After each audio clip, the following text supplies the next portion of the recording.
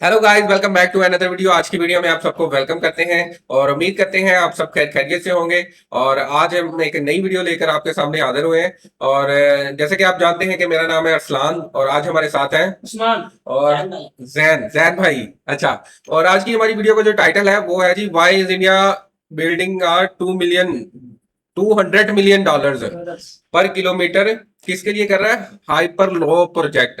Hyper लो project पे आज हमारी वीडियो है और हम देखेंगे ये क्या प्रोजेक्ट है, क्या काम कर रहा है इंडिया पर किलोमीटर पे, जो इसका 200 मिलियन डॉलर लग रहा है। तो आज की वीडियो को स्टार्ट करते हैं। आज हम बात करेंगे बड़े ही amazing fifth mode of transportation की, जिसको हाइपर लूप नाम दिया गया है, जो एक फ्यूचरिस्टिक मोड ऑफ ट्रांसपोर्ट है। और इसकी बात करना इसलिए इंपॉर्टेंट है क्योंकि इंडिया इस टेक्नोलॉजी को कहीं ना कहीं अब लीड कर रहा है और भारत एक नए ट्रांसपोर्ट रिवोल्यूशन की तरफ बढ़ रहा है। हाइपर लूप जो एक फ्यूचरिस्टिक कॉन्सेप्ट था, ग्राउंड रियलिटी बन रहा है और ये ग्राउंड रियलिटी भी इंडिया में बनता हुआ नजर आ रहा है। इंडिया एक बहुत इंपॉर्टेंट कंट्री बन चुकी है पूरे वर्ल्ड में हाइपर लूप के फ्यूचर को लेकर। इंडिया में हाइपर लूप को समझने के लिए मैंने छोटे 6 पॉइंट बनाए हैं, जिससे आपको इजी वे में सारी चीजें समझ आ जाएंगी। इसमें पॉइंट फर्स्ट होगा हाइपरलूप टेक्नोलॉजी, सेकंड पॉइंट होगा current update of hyperloop in India, third होगा हाइपरलूप टेक्नोलॉजी के चैलेंजेस और फ्यूचर क्या है, क्या ये ट्रेन और प्लेन की तरह पॉपुलर बन सकता है। नंबर 4 पे होगा इंडियन हाइपरलूप कब तक बन सकता है, कब तक बनकर ये रेडी हो जाएगा। और नंबर 5 पे होगा expected route of hyperloop in India and number 6 पे होगा is India wasting money on failed project. और ये 6 पॉइंट को देखने के बाद आपको आई गारंटी कोई भी दूसरी वीडियो हाइपरलूप पर देखने की जरूरत नहीं पड़ने वाली। तो स्टार्ट करते हैं पॉइंट नंबर 1 से, हाइपरलूप टेक्नोलॉजी। हाइपरलूप टेक्नोलॉजी में एक वैक्यूम ट्यूब के अंदर मैग्नेटिक लेविटेशन पोर्ट्स को चलाया जाता है और ये ट्रेडिशनल रेल और एयरप्लेन से इतना एडवांस वर्जन है जो 1000 किलोमीटर पर आवर की स्पीड तक जा सकता है। अब क्या होती है वैक्यूम ट्यूब, सबसे पहले वो समझते हैं। दरअसल हाइपरलूप एक सील ट्यूब सिस्टम में चलता है जिसमें लो प्रेशर वैक्यूम होता है। इस वैक्यूम में एयर रेजिस्टेंस ऑलमोस्ट जीरो हो जाता है, जिससे पोर्ट अल्ट्रा फास्ट स्पीड पर ट्रेवल कर सकते हैं। ये एरोडायनामिक ड्रैग को एलिमिनेट करता है। स्पीड ट्रेन में एक बड़ी समस्या होती है। अब समझते हैं मैगलेव पोर्ट सिस्टम क्या होता है। दरअसल हाइपरलूप के पोर्ट्स में ट्रेडिशनल व्हील्स नहीं होते, बल्कि ये मैगलेव मैग्नेटिक लेविटेशन पर बेस्ड होता है। पूरे ट्रैक में मैग्नेटिक फील्ड का यूज करके जो मेन पोर्ट या कार होता है उसको हवा में फ्लोट कराया जाता है एंड इस फ्लोटिंग की वजह से वैक्यूम ट्यूब और पोर्ट के बीच का फ्रिक्शन ऑलमोस्ट जीरो हो जाता है। अब बात करते हैं कि ये पोर्ट का जो मूवमेंट है वो आगे की तरफ पुश कैसे करता है। तो ये होता है मोमेंटम लीनियर इलेक्ट्रिक मोटर से, जो इलेक्ट्रिक पावर को मैग्नेटिक फोर्स में कन्वर्ट करता है, जो पोर्ट को आगे की तरफ पुश करता है। एंड इस पूरे प्रोसेस में जेट इंजन या फॉसिल फ्यूल की कोई जरूरत नहीं पड़ती, इसलिए ये क्लीन एनर्जी ट्रांसपोर्ट भी है। बात करें इसके कंट्रोल की, इसको कंट्रोल कैसे किया जाता है, तो हाइपरलूप में real time AI and IoT based control system का इस्तेमाल किया जाता है बहुत एडवांस तरीके से। ये सिस्टम हाइपरलूप की हर एस्पेक्ट को लगातार मॉनिटर करते हैं और इंस्टेंट डाटा एनालाइज के जरिए तेज और सटीक डिसीजन लेते हैं। इस पूरी टेक्नोलॉजी की एडवांटेज की बात करें तो सबसे बड़ी एडवांटेज है सुपर फास्ट ट्रेवल, क्योंकि इसमें 1000 किलोमीटर पर आवर की स्पीड है जो फ्लाइट से भी फास्टर हो सकता है। Second, energy. अच्छा, ये है जी प्रोजेक्ट इंडिया का हाइपरलूप। ये अभी तक तो इन्होंने बताया कि ये सिर्फ इंडिया में है और ना सिर्फ इंडिया में ये बन रहा है, क्योंकि ये काफी कॉस्टली प्रोजेक्ट है। और जो इसकी स्पीड है ना वो सबसे हैरानकुन है, क्योंकि अगर एरोप्लेन जो सबसे फास्टेस्ट है ना, एरोप्लेन से ट्रांसफर मतलब ट्रैवलिंग वगैरह करनी, तो वो मतलब होता है मतलब 8-9 घंटे जहां लगते हैं ना। जैसे हमारे इधर है जो पंजाब का पहला शहर है, इधर से इस्लामाबाद की तरफ जाए तो 1100-1200 किलोमीटर मतलब इतना सफर बनता है, मतलब पिंडी तक जाना ना। तो आना जाना मेरे ख्याल से ऐसे इतना बनता है। तो ये पर घंटे में इतना सफर करेगी, पर घंटे में। और नॉर्मल बंदे को ये इधर से जाना और फिर आना, ये मतलब 24 घंटे से भी ज्यादा मेरे ख्याल से।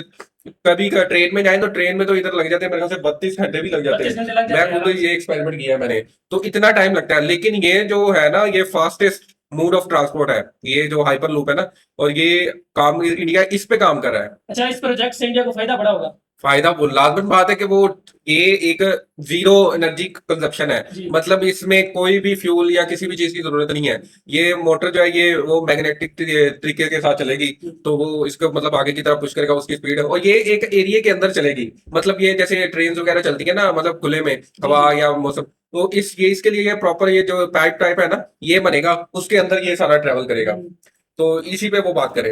ये पूरा सिस्टम इलेक्ट्रिक और रिन्यूएबल एनर्जी पर चलता है जो एनवायरमेंटल फ्रेंडली है। थर्ड है लो मेंटेनेंस। इस ट्रांसपोर्टेशन में no wheels, no traditional tracks, friction free system होगा जो लो मेंटेनेंस होगा बाहर वाली ट्यूब के लिए। फोर्थ है लेस नॉइज पोल्यूशन। ये पूरा जो सिस्टम है वो एक सील ट्यूब के अंदर होगा जिसकी वजह से एयरप्लेन्स और ट्रेन की तरह ज्यादा नॉइज बाहर नहीं होगी। आगे बढ़ते हैं हमारे सेकंड पॉइंट पर और जानते हैं आखिर हाइपरलूप का करंट अपडेट क्या है इंडिया में और वर्ल्ड में, और क्या इंडिया हाइपरलूप को डेवलप करने की रेस में बाकी कंट्रीज से सच में आगे निकल गया है। देखिए लेटेस्ट अपडेट्स तो यही दिखाते हैं कि इंडिया सिर्फ अब दूसरे देशों को फॉलो नहीं कर रहा है बल्कि इंडिया दुनिया को लीड कर रहा है हाइपरलूप टेक्नोलॉजी में। मैं ऐसा इसलिए बोल रहा हूं क्योंकि इंडिया का पहला full scale hyperloop testing track अब कंप्लीट भी हो चुका है। आईआईटी मद्रास ने 410 मीटर लंबा एक टेस्ट ट्यूब बनाया है जो एशिया का सबसे बड़ा हाइपरलूप टेस्ट फैसिलिटी है। क्योंकि ये पूरे एशिया की लॉन्गेस्ट हाइपरलूप ट्यूब है तो यहाँ पर हाई स्पीड ट्रायल्स भी हो रहे हैं और खुद यहाँ पर यूनियन मिनिस्टर अश्विनी वैष्णव ने लाइव डेमो भी देखा है। एंड एक्चुअल में जो टेस्टिंग हुई थी वो काफी हद तक सक्सेसफुल भी रही है और साथ इस प्रोजेक्ट को डेवलप करने के लिए आईआईटी मद्रास को $1 मिलियन की ग्रांट भी गवर्नमेंट की तरफ से दी गई है। आईआईटी मद्रास के साथ इस प्रोजेक्ट के लिए चेन्नई के इंटीग्रल कोच फैक्ट्री आईसीएफ को भी हाइपरलूप का एडवांस इलेक्ट्रॉनिक कंट्रोल सिस्टम विकसित करने की जिम्मेदारी भारत सरकार की तरफ से दी गई है जिसमें उनको magnetic levitation, propulsion control, vacuum tube pressure regulation and real time sensor based tracking जैसे इक्विपमेंट बनाने के ऑर्डर दिए गए हैं। इस प्रोजेक्ट की सबसे अच्छी बात ये पूरा सिस्टम जो इंडिया में बन रहा है वो पूरा 100% मेड इन इंडिया होगा जिससे डोमेस्टिक डेवलपमेंट के कारण अच्छा ये सबसे बड़ी बात है कि मेड इन इंडिया, मतलब किसी भी कंट्री से कोई भी चीज मतलब इम्पोर्ट या कुछ ना कुछ तो होगा लेकिन टोटली तौर पर जो है मैन्युफैक्चरिंग वो इंडिया में है। ये सबसे बड़ी बात है। ये जो हालांकि जापान, चाइनीज ये तरक्की याफ्ता मुल्क हैं, ये प्रोजेक्ट उन्होंने नहीं सोचा, इंडिया ने सोचा है पहले। मतलब इस पे काम करना है ना इंडिया ने और एशिया में, क्योंकि एशिया में चाइना भी आ जाता है और ये मेरे ख्याल से जापान भी एशिया में आ जाता है। पर फिर भी जो इंडिया है एशिया में मतलब सबसे पहला कंट्री ये बनी जिसने 410 किलोमीटर के लेंथ का पाइप उन्होंने बिछा दिया है और वो उस पर टेस्ट कर रहे हैं और आने वाले दिनों में ये टेक्नोलॉजी पे वो प्रॉपर काम मतलब लोग ट्रांसफर होंगे, ट्रैवलिंग करेंगे ये वो इधर से उधर, और ये फास्टेस्ट है और इसमें ना कोई व्हील ना कोई मतलब पोल्यूशन का कोई डर नहीं है। ऐसी एनर्जी भी इस्तेमाल हो रही है। ये सबसे बड़ी बात है कि एनर्जी कोई नहीं, मतलब वैसे थोड़ी मतलब होगी इलेक्ट्रिक जो एनर्जी है थोड़ी सी लेकिन ये है कि मोर देन जो है ना वो मैग्नेटिक है सारा कुछ, यानी कि मैग्नेट के साथ वो रिएक्ट करनी ये ऐसे कुछ चलेगा ना, कोस्ट कम होगी और इसे बड़े लेवल पर इंप्लीमेंट करना इजी हो जाएगा। एंड इस पूरे सिनेरियो में मैं एक बात पहले ही क्लियर कर देना चाहता हूं, भले ही इस प्रोजेक्ट पर इंडिया आज तेजी से काम कर रहा है लेकिन हाइपरलूप का कॉन्सेप्ट सबसे पहले 2013 में एलोन मस्क ने प्रपोज किया था। उन्होंने एक व्हाइट पेपर उस टाइम पर पब्लिश किया था जिसमें हाइपरलूप को एक high speed, low cost, energy efficient transport system उन्होंने बताया था। 2014 से 2016 के बीच में एलोन मस्क की कंपनी स्पेसएक्स ने हाइपरलूप पोर्ट कंपटीशन शुरू करवाई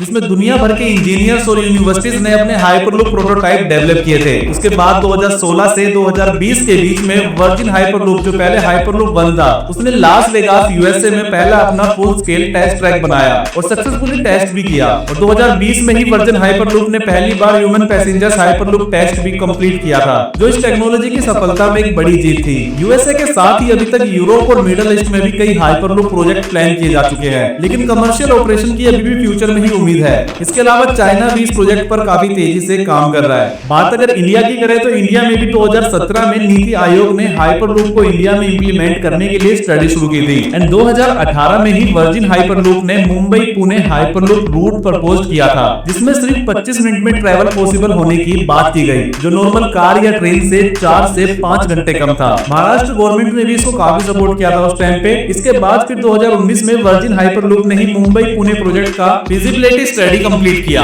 और बताया कि ये दुनिया का पहला कमर्शियल हाइपरलूप कॉरिडोर बन सकता है। एंड देन 2021 में इंडियन रेलवेज ने भी हाइपरलूप टेक्नोलॉजी की स्टडी के लिए आईआईटी मद्रास के साथ कोलैब किया और 2022 में आईआईटी मद्रास ने आविष्कार हाइपरलूप प्रोजेक्ट पर काम शुरू किया जो इंडिया का पहला हाइपरलूप प्रोटोटाइप है और 2025 में रिजल्ट्स आपके सामने है। तो आपको इस पॉइंट से ये तो समझ आ गया होगा कि इंडिया और बाकी पूरी दुनिया इस प्रोजेक्ट में अभी कहां पर है। एंड अब आगे बढ़ते हैं और नेक्स्ट प्रोजेक्ट पर चलते हैं। हाइपरलूप टेक्नोलॉजी के चैलेंज और फ्यूचर को जानते हैं। क्या ये ट्रेन और प्लेन की तरह पॉपुलर बन सकता है? देखिए दोस्तों, हाइपरलूप एक फ्यूचरिस्टिक कॉन्सेप्ट है लेकिन इसको रियल वर्ल्ड में इंप्लीमेंट करना इतना भी आसान नहीं है क्योंकि जितने इस हाइपरलूप के फायदे हैं उससे कहीं ज्यादा इसमें चैलेंजेस भी है, जैसे कॉस्टली इंफ्रास्ट्रक्चर डेवलपमेंट। हाइपरलूप के लिए स्पेशल वैक्यूम ट्यूब्स और मैग्नेटिक लेविटेशन सिस्टम चाहिए होते हैं, जो बनाना और मेंटेन करना काफी ज्यादा महंगा है। एक हाइपरलूप कॉरिडोर बनाने का कॉस्ट ट्रेन और हाईवे से कई गुना ज्यादा है। सेकंड पॉइंट है सेफ्टी एंड पैसेंजर कंफर्ट। देखिए, मैंने आपको पहले ही हाइपरलूप की स्पीड के बारे में बताया है कि 1000 किलोमीटर से भी ज्यादा की रफ्तार से चल सकता है। ऐसे में हाइपरलूप एक्सीडेंट होने के रिस्क भी बहुत ज्यादा है। एंड इस स्पीड पर किसी भी टेक्निकल फेलियर की वजह से अगर एक्सीडेंट होता है तो किसी के बचने के चांस ना के बराबर होंगे। किसी भी टेक्निकल फेलियर या अर्थक्वेक के टाइम पर पूरा सिस्टम कोलैप्स कर सकता है, और इतनी हाई स्पीड में ट्रैवल करना भी लोगों की हेल्थ के लिए थोड़ा चैलेंजिंग हो सकता है। इन सबके अलावा एक और बड़ा चैलेंज हमें इस प्रोजेक्ट में देखने को मिलता है, वो है land equation and bureaucracy. India और दुनिया भर में लैंड इक्वेशन करना एक काफी बड़ा इशू है। इंडिया में तो ऑलरेडी कितने सारे हाईवे एंड रेलवे के प्रोजेक्ट इस लैंड इक्वेशन के चक्कर में अटके हुए हैं। हाई स्पीड ट्रांसपोर्ट कॉरिडोर के लिए बहुत ज्यादा लैंड चाहिए होगी, जो शहर से बाहर तो फिर भी एक बारी को हम सोच सकते हैं कि मिल जाएगी, लेकिन अर्बन एरियाज के अंदर मिलना काफी मुश्किल है। साथ ही government approval, environmental clearance, political factor भी प्रोजेक्ट को स्लो कर सकते हैं। फोर्थ एंड सबसे बड़ा चैलेंज हो सकता है पब्लिक एडॉप्शन। देखिए, ये आपको समझना होगा कि आज आप और मैं ट्रेन और प्लेन्स पर ज्यादा ट्रस्ट करते हैं, क्योंकि ये ऑलरेडी प्रूवन टेक्नोलॉजी है। लेकिन ये हाइपरलूप एक कंप्लीटली नया और अनटेस्टेड मोड ऑफ ट्रांसपोर्ट होगा। एक छोटा सा फेलियर भी पूरे सिस्टम पर सवाल खड़े कर सकता है। लोग इस ट्रांसपोर्टेशन पर भरोसा करें, इसके लिए सक्सेसफुली लार्ज स्केल के ट्रायल्स करने होंगे, जिसमें काफी ज्यादा टाइम लग सकता है। एंड ऐसे में आपके और मेरे, हम दोनों के मन में एक सवाल आएगा कि आखिर हाइपरलूप का फ्यूचर फिर है क्या ये प्लेन्स और ट्रेन्स की तरह कभी पॉपुलर हो भी पाएगा या नहीं। देखिए, वैसे तो ये शॉर्ट डिस्टेंस के सिटीज को कनेक्ट करने का सबसे फास्ट ऑप्शन हो सकता है, लेकिन ये तभी पॉसिबल है जब टेक्निकल इशू सब सोल्व हो जाए। अगेन, अगर टेक्निकल चैलेंजेस सोल्व हो जाएंगे तो हाइपरलूप शॉर्ट डिस्टेंस कॉरिडोर जैसे मुंबई, पुणे, दिल्ली, जयपुर, बैंगलोर, चेन्नई रूट्स पर एयर ट्रैवल का बेस्ट अल्टरनेटिव बन सकता है। एंड अगर ऐसा होता है तो हाइपरलूप बुलेट ट्रेन और शॉर्ट फ्लाइट्स का बिगेस्ट कॉम्पिटिटर बन सकता है। Airlines and rail company already high speed projects पर काम कर रही है। अगर हाइपरलूप सस्ता और सेफ हो जाए तो ये नेक्स्ट जेन मास ट्रांसपोर्टेशन सिस्टम बन सकता है, लेकिन ये पूरी तरह डिपेंड करता है इसकी सेफ्टी और सक्सेस पर। इसमें भी एक पॉजिटिव पॉइंट ये है, अगर हाइपरलूप रिन्यूएबल एनर्जी सोर्स पर चले तो ये कार्बन फुटप्रिंट काफी कम कर सकता है। एंड फ्यूचर में हाइपरलूप को सोलर एंड विंड एनर्जी से पावर किया जा सकता है, और इसे प्लेन और कार से ज्यादा इको फ्रेंडली बनाया जा सकता है। ओवरऑल अगर कंक्लूजन की बात करें, अगर कॉस्ट और सेफ्टी इशू सोल्व हो जाए तो hyperloop urban and intercity connectivity का बड़ा सोल्यूशन बन सकता है। फ्यूचर में automated hyperloop station, AI based ticket, smart city integration इस टेक्नोलॉजी को और भी ज्यादा नेक्स्ट जनरेशन ट्रांसपोर्ट सिस्टम बना सकते हैं। वहीं अगर लॉन्ग डिस्टेंस और इंटरनेशनल ट्रेवल्स की बात करें तो प्लेन ही बेस्ट ऑप्शन रहेगा आगे भी। और इंडिया अच्छा, ये बात वैसे ही उन्होंने ठीक की है कि मतलब ये, क्योंकि लॉन्ग डिस्टेंस में ये है कि इसके लिए वो स्पेशल वो पाइप सा ना बिछाना पड़ता है, तो वो पाइप बिछाना मतलब काफी कॉस्टली है, मतलब एक मुल्क के अंदर ही, मतलब एक सिटी से दूसरी सिटी में। और अगर बात करें दूसरी कंट्री में, अगर कोई अटैच है साथ ही, बिल्कुल जैसे बॉर्डर के साथ बॉर्डर है, उसके साथ फिर भी थोड़ा कॉम्प्रोमाइज हो सकता है, लेकिन फिर भी नहीं होगा, क्योंकि इसकी एक तो स्पीड बहुत ज्यादा है। मतलब जैसे एक कंट्री से दूसरी कंट्री में दाखिल होने के लिए चेकिंग, ये सारी चीजें होती हैं। तो मेरे हिसाब से ये है कि ये कंट्री के अंदर पहले टेस्ट किया जाएगा, फिर उसके बाद मतलब लॉन्ग डिस्टेंस जो ट्रैवल है ना, वो अभी इसमें शिफ्ट नहीं होगा, क्योंकि ये अभी मुझे लग रहा है कि ये ना मतलब कॉस्टली है, और पहले लोग इस पे ट्रस्ट बनेगा कंट्री के अंदर, फिर लोग बाहर की तरफ इस पे जाएंगे। अच्छा, इसमें ये बात है कि इन्होंने पहले बता दिया है कि इसमें खतरा हो सकता है।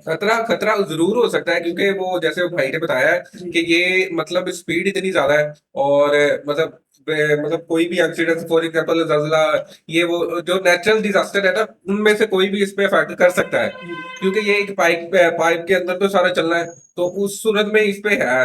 अदरवाइज मतलब जो दूसरी चीजें है ना, वो मतलब जैसे पोल्यूशन, ये चीजें इस पे ज्यादा अफेक्ट नहीं करेंगी।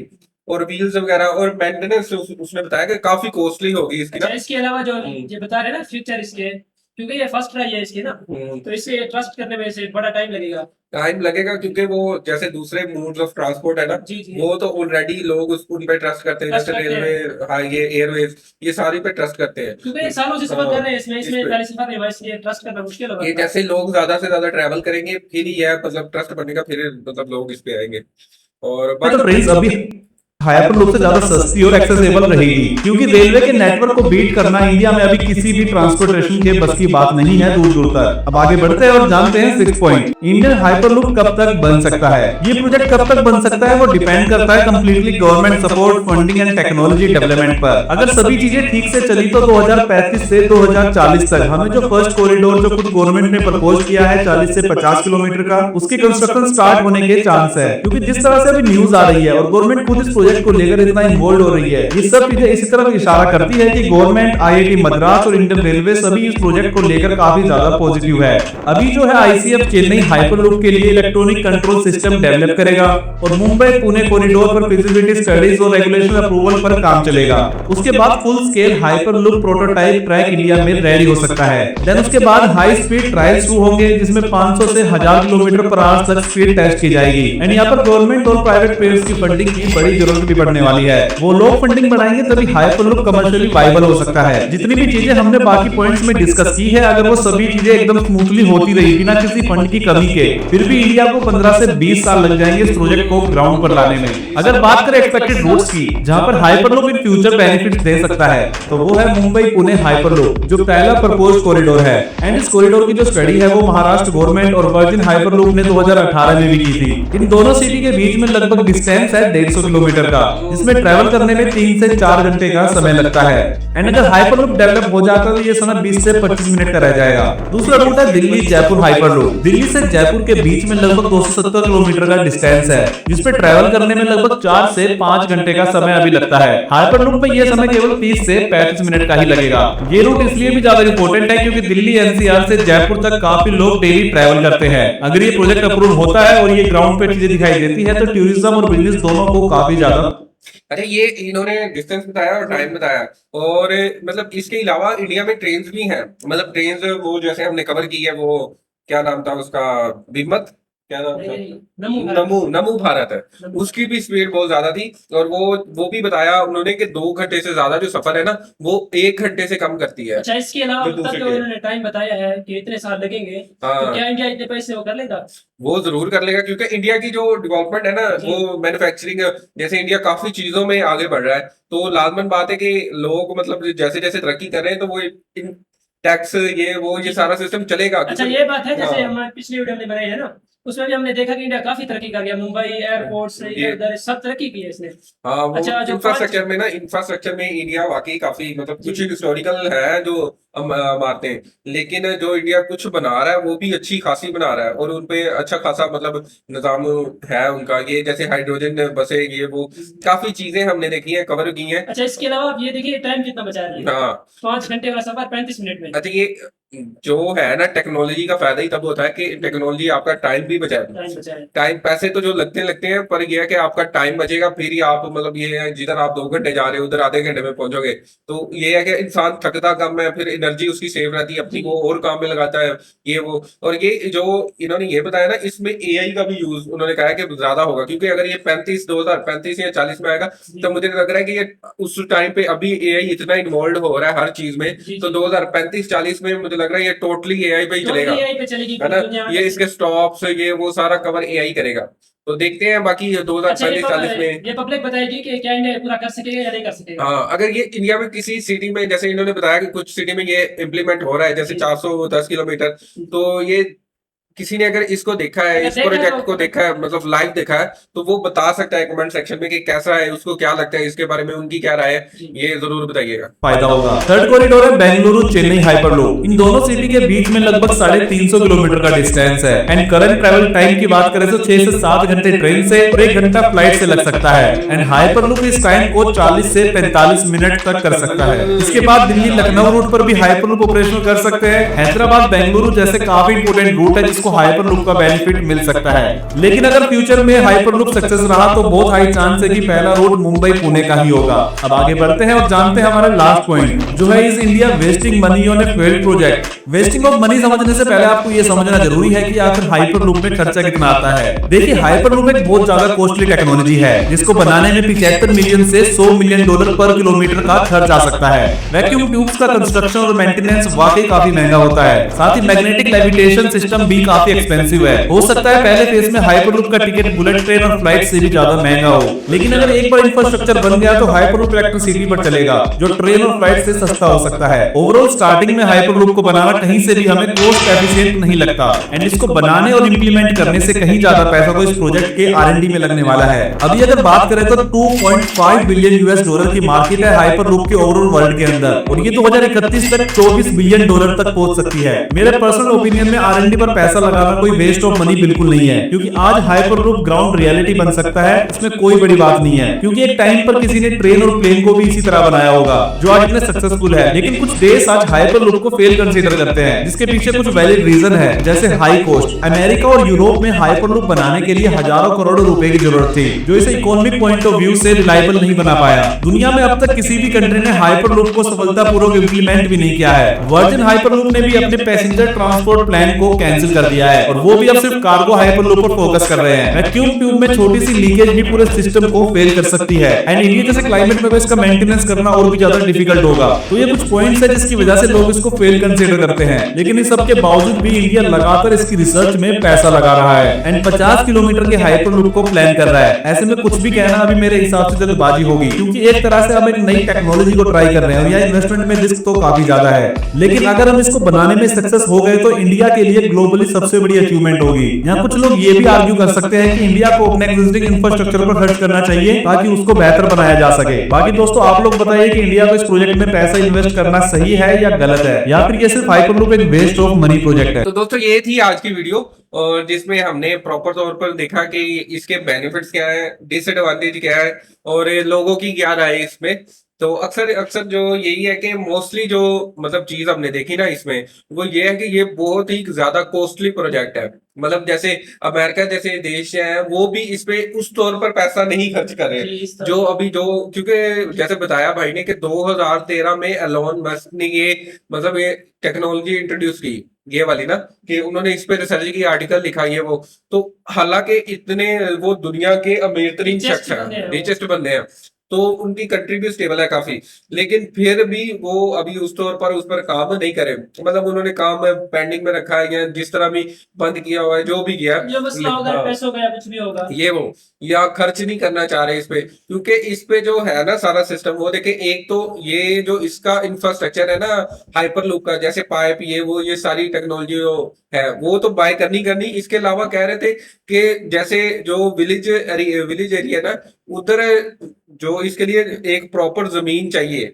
जो विलेज एरिया है उनमें तो बंदा ले लेता है, कवर कर देता है, लेकिन जो अर्बन जो शहरी लोग है ना, उधर इसको बनाना ये काफी मुश्किल है, क्योंकि वो जैसे उन्होंने बताया कि ट्रेन्स और जैसे दूसरी सड़कें वगैरह वो बनानी मुश्किल हुई पड़ी है। तो ये तो उधर जगह लेके बनाना ये वो, क्योंकि ये गवर्नमेंट की अपनी मलकियत होगी ना। इन्होंने एक और बात की है कि क्या इंडिया पैसे इस पे जाया कर रहा है। देखिए अगर ये कामयाब हो गया तब तो इनके मजे हैं, हाँ, जो अगर कामयाब ना हो तो इनके ना नुकसान बड़ा होगा इंडिया का। हाँ जी, ये टेक्नोलॉजी मेन चीज ये है ही ऐसे है कि आप इस पे एक्सपेरिमेंट मुसलसल करते रहें तो फिर ही है कि आपको बेहतर नतीजे मिल जाते हैं। अच्छा, इसमें ये है कि बड़े बड़े मुल्कों ने ये प्रोजेक्ट छोड़ दिया पैसों की वजह से, लेकिन इंडिया इस पे काम कर रहा है, ये बात बहुत अच्छी है। इंडिया, और इसके अलावा ये कह रहे हैं ना कि 50 किलोमीटर तक ना अभी इंडिया बना रहा है, जबकि वो बता रहा है कि 1 किलोमीटर पे तकरीबन $200 मिलियन खर्च हो रहा है 1 किलोमीटर पे। तो ये काफी इंफॉर्मेटिव वीडियो थी, और ये मतलब ये भी बता रहा है कि जैसे दूसरी कंट्री भी नई टेक्नोलॉजी की तरफ शिफ्ट हो रही है, इंडिया भी किसी मामले में पीछे नहीं रह रहा। मतलब इंडिया हर मामले में मतलब दूसरी कंट्री के साथ मिलने की कोशिश कर रहा है, और काफी हद तक मिलता भी जा रहा है, दूसरी कंट्रियों को बीट भी कर रहा है। तो ये थी आज की वीडियो, और उम्मीद है आपको आज की वीडियो पसंद आई होगी। और अगर वीडियो पसंद आई है तो वीडियो को लाइक करें, चैनल को सब्सक्राइब करें, और देखते रहे हमारी आने वाली तमाम वीडियो। तब तक अपना ख्याल रखें।